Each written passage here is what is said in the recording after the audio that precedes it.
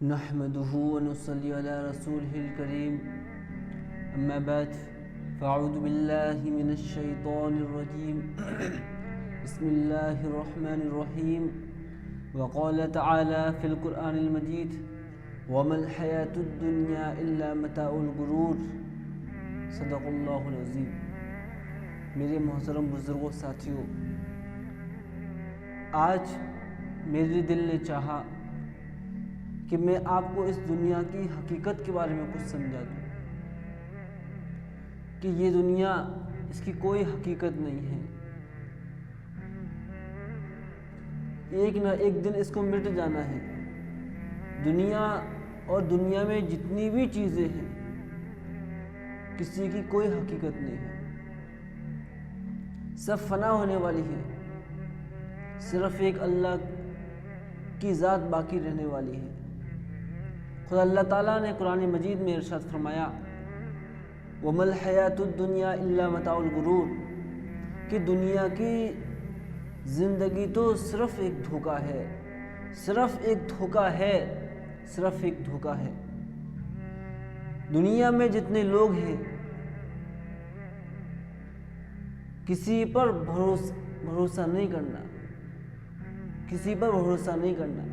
اگر کوئی انسان یہ چاہتا ہے کہ اس کا دل کبھی نہ ٹوٹے اور وہ خوشی خوشی زندگی گزارے، اپنی لائف کو انجوائے سے گزارے، تو اس کو چاہیے کہ کبھی بھی اللہ کے علاوہ کسی پر بھروسہ نہ کرے، کیونکہ جس شخص کا، جس انسان کا کسی پر بھروسہ ہوتا ہے، اگر وہ شخص جس پر بھروسہ ہے اس کے خلاف کام کر دیتا ہے جو اس سے امید ہوتی ہے، تو اس شخص کا بھروسہ ٹوٹ جاتا ہے، اور جب اس کا بھروسہ ٹوٹتا ہے تو وہ آدمی اندر سے چکنا چور ہو جاتا ہے اور وہ کسی کام کا نہیں رہتا۔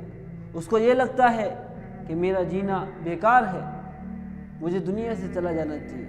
وہ انسان مایوس ہو جاتا ہے، ڈپریشن میں چلا جاتا ہے، کیونکہ اس نے یہ نہیں جانا تھا کہ وہ سامنے والا اس کو دھوکہ دے سکتا ہے۔ اس کو اگر معلوم ہوتا کہ دنیا کی زندگی تو صرف دھوکے کا نام ہے، یہاں جتنے لوگ ہیں ان کی باتوں میں پائیداری نہیں ہے، وہ کبھی بھی کچھ بھی کہہ سکتے ہیں۔ اس لیے اگر کوئی انسان یہ چاہتا ہے کہ میرا کبھی بھی بھروسہ نہ ٹوٹے، تو اسے چاہیے کہ کبھی بھی کسی پر ایسا یقین نہ کرے کہ اس کو یہ لگے کہ کبھی بھی اس کو دھوکہ نہیں دے سکتا۔ ہمارے حضرت مولانا موسیٰ صاحب، انہوں نے ایک بات مجھے بتائی عصر کی نماز کے بعد۔ اس وقت بیٹھ کر یوں کہا کہ ایک شخص نے ان کو یہ بات کہی کہ میرا دل ٹوٹ گیا فلانے سے۔ کیسے ٹوٹا؟ کہ میں اس سے یہ امید نہیں رکھتا تھا، اس نے میری امید کے خلاف کام کیا۔ تو مولانا نے کہا کہ غلطی اس کی نہیں ہے جس نے امید کے خلاف کام کیا، غلطی آپ کی ہے کہ آپ نے اتنی امید اس سے لگائی کیوں؟ کیا اس نے آپ کو کہا تھا کہ آپ اس سے اتنی امید لگانا؟ تو کہنے کا مطلب یہ ہے کہ صرف ایک اللہ ہے جو بھروسے کے لائق ہے، اللہ کے علاوہ کوئی بھروسے کے لائق نہیں ہے۔ اب اگر دنیا میں کسی پر بھروسہ کیا جا سکتا ہے تو وہ میری نظروں میں صرف دو لوگ نظر آتے ہیں، ایک تو ماں باپ، دوسری بیوی، کیونکہ یہ دو شخصیتیں ہی ایسی ہیں جو بغیر کسی مطلب کے، بغیر کسی فائدے کے، بغیر کسی غرض کے سامنے والے کا بھلا چاہتی ہے۔ بیوی اپنے شوہر کا بغیر کسی غرض کے بھلا چاہتی ہے، بغیر کسی مطلب کے۔ ماں باپ بغیر کسی مطلب کے اپنے بیٹے کا بھلا چاہتے ہیں، اس کے علاوہ کوئی اور ہے ہی نہیں جس پر انسان تھوڑا سا بھی بھروسہ کر سکے۔ یعنی اگر کسی کو تھوڑا بھی بھروسہ کرنا ہے تو ان پر کر سکتا ہے، ان کو اپنی راز کی باتیں بتا سکتا ہے اور ان سے مشورے لے سکتا ہے، کیونکہ جو شوہر ہوتا ہے دن بھر کام کرتا ہے، اس کو یہ لگتا ہے میں ٹینشن میں ہوں، مجھے پریشانی ہے، تو وہ یہ سوچتا ہے کہ چلو میری بیوی ہے، میں گھر جاؤں گا اور اپنی بیوی کو کے سامنے اگر میں یہ بات رکھوں گا تو میری بیوی مجھے تسلی دے دے گی اور مجھے سکون آ جائے گا، میری رہبری فرمائے گی، مجھے بتائے گی کہ آپ کو اس طریقے سے چلنا ہے تو اس کو سکون رہتا ہے۔ اگر بیوی نہیں ہے، ماں باپ ہے، تو سوچتا ہے بچہ کہ میں تکلیف میں آ گیا، پریشانی میں آ گیا، میں کس کے سامنے اپنی اس تکلیف کو رکھوں جو میری خیر خواہی کر سکے؟ تو آتا ہے ماں باپ، ماں باپ کے سامنے رکھ سکتا ہے۔ ماں باپ ہمیشہ اپنے بچے کا بھلا چاہتے ہیں، بیوی ہمیشہ اپنے شوہر کا بھلا چاہتی ہے۔ لیکن اگر وہی بیوی جس سے شوہر امیدیں لگائے ہوئے ہوتا ہے وہ اس کو دھوکہ دے دے تو کیا ہوگا؟ وہ شوہر نہیں ٹوٹے گا، کسی کام کا رہے گا، وہ سمجھے گا کہ میرا سب کچھ لٹ چکا، کیونکہ بیوی پر ساری امیدیں ہوتی ہیں اس کی۔ ماں باپ، اگر وہی ماں باپ اس کا ساتھ چھوڑ دے تو کس سے سہارے کی امید لگائے گا وہ؟ بیوی کے بارے میں تو یوں کہا گیا کہ یہ دنیا کا واحد ایک ایسا رشتہ ہے جو آخرت میں، جو جنت میں جانے کے بعد بھی یہ رشتہ باقی رہے گا۔ دنیا کا کوئی رشتہ ایسا نہیں ہے جو جنت میں جانے کے بعد باقی رہے، صرف میاں بیوی کا رشتہ ایسا ہے جو جنت میں جانے کے بعد ساتھ میں رہیں گے اور یہ رشتہ باقی رہے گا۔ جب میدان محشر قائم ہوگا، جب قیامت آئے گی، میدان محشر قائم ہوگا، نفسا نفسی کا عالم ہوگا، اس وقت ایک وہ ماں جس کے پیٹ میں حمل ہوگا، وہ بھی اس وقت اپنے حمل کو ڈال دے گی، اس کو بھی اپنی فکر ہوگی، اپنے بچے کی فکر نہیں ہوگی۔ میں کیا سمجھانا چاہ رہا ہوں آپ کو؟ سمجھو، میں یہ بتانا چاہ رہا ہوں کہ پوری دنیا میں چھوٹی چیز سے لے کر بڑی چیز تک ہر ایک میں بے وفائی ہے، وفا نہیں ہے۔ یقین کے لائق تو صرف ایک اللہ کی ذات ہے کہ جو دنیا میں بھی ہر وقت اپنے بندے کا ساتھ دیتی ہے، کہ بندہ اپنے رب کی نافرمانی کرتا ہے، بندہ دوسروں کے چکر میں اپنے رب کی نافرمانی کرتا ہے، نافرمانیاں کرتا جاتا ہے، لیکن جب وہ دھوکہ کھاتا ہے اور اسے لگتا ہے میرے پاس میں کچھ نہیں رہا، وہ اپنے رب کے سامنے سجدے میں گرتا ہے، روتا ہے، یا میرے اللہ، میں نے فلانے کی وجہ سے نافرمانی کر گیا تھا، یا میرے اللہ، میں تیرے سامنے آیا ہوں، مجھے تھام لے۔ تو وہ اللہ اس وقت بھی اس بندے کا ہاتھ تھامتا ہے اور اس کا ساتھ دیتا ہے۔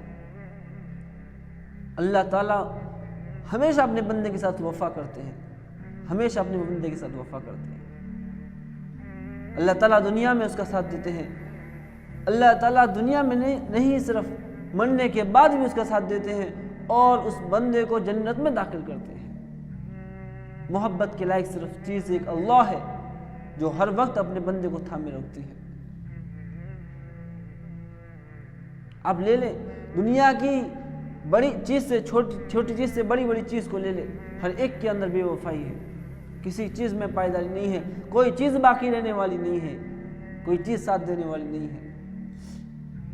بہن بھائی کا ساتھ چھوڑ دے گی، بھائی کا ساتھ چھوڑ دے گی۔ قرآن میں ہے نا، یوم یفر المرء من اخی، کہ قیامت کے دن یوم یفر المرء من اخی، کہ آدمی اپنے بھائی سے بھاگے گا، وامہ وابی، اور اپنی ماں اور باپ سے بھاگے گا، وصاحبتہ وبنی۔ دیکھو کیا بیان فرمایا کہ کوئی کسی کا ساتھ نہیں دے گا، کوئی کسی کے کام نہیں آئے گا، صرف ایک اللہ ہے جو اس وقت اپنے بندے کے کام آئے گا۔ اللہ ہے، کسی اور کے چکر میں اللہ کو نہ بھول جانا، اللہ کو نہ چھوڑ دینا، اللہ کو یاد رکھنا، صرف ایک اللہ کام آئے گا، صرف ایک اللہ کام آئے گا، اللہ کے نبی کے طریقے کام آئیں گے، اللہ کے نبی کی سنتوں پر چلنا کام آئے گا، یہی ساتھ دے گا۔ دوسرے کے چکروں میں اپنے رب کو نافرمانی نہ کریں، اپنے رب کو راضی کریں، اور سمجھ لیں، ہم اچھی طریقے سے سمجھ لیں کہ یہ محلات ہیں، ایک دن آئے گا کہ ان کو گرنا ہے، ایک دن آئے گا کہ ان کو گرنا ہے۔ میں آپ کو بتا دوں کہ جب قیامت آئے گی تو ساری عمارتیں تہس نہس ہو جائیں گی، پہاڑ روئی کے گالوں کی طرح اڑتے پھریں گے، ستارے ٹوٹ ٹوٹ کر گر جائیں گے، سارا نظام دھرم برہم ہو جائے گا۔ اللہ تعالیٰ ایسا کر کے بتا رہے ہیں کہ دیکھو دنیا میں بھی کوئی حقیقت نہیں ہے، یہ بھی فنا ہو جائے گی۔ اور پھر کیا ہوگا؟ یہ تمام انسانوں کو موت آئے گی، تمام جانوروں کو موت آئے گی، تمام چیزوں کو موت آئے گی، ہر ایک چیز پر موت طاری ہو جائے گی۔ جب میدان محشر قائم ہوگا تو تمام چیز کو موت دے دی جائے گی، یہاں تک کہ موت کے فرشتوں کو موت دے دی جائے گی، یہاں تک کہ جو فرشتے اللہ کے عرش کو تھامے رکھے ہیں، اللہ کے عرش کو لیے کھڑے ہیں، ان کو بھی موت اللہ تعالیٰ دے دیں گے۔ یہ بات بتانے کے لیے کہ صرف ایک اللہ کی ذات ہے جو باقی رہے گی، کوئی ذات باقی نہیں رہے گی، کوئی ذات باقی نہیں رہے گی۔ اب بتاؤ کون بھروسے کے لائق ہوا؟ وہ ذات جو ہمیشہ باقی رہنے والی ہے وہ، یا پھر وہ ذات جو ختم ہو جانے والی ہے، مٹی سے پیدا ہوئی ہے؟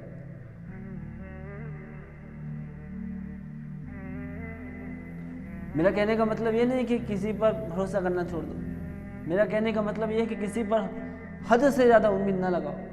یہ نہ سمجھو کہ یہ کبھی اس کے ساتھ میں امیدوں کے خلاف کام نہیں کرے گا۔ میں یہ کہنا چاہتا ہوں کہ صرف اتنی ہی امیدیں وابستہ کرو کہ اگر وہ خدا نخواستہ تمہاری امیدوں کے خلاف کام کر دے تو تم ٹوٹ نہ جاؤ، تم بکھر نہ جاؤ، تم مایوس نہ ہو جاؤ زندگی سے، تم ڈٹے رہو، تم مضبوط رہو، تم اسٹرانگ رہو، کسی کی وجہ سے بکھر نہ جاؤ۔ میں یہ کہنا چاہتا ہوں کیونکہ دنیا کی کوئی حقیقت نہیں ہے، فنا ہو جائے گی، صرف ایک اللہ ہی جو کام آئے۔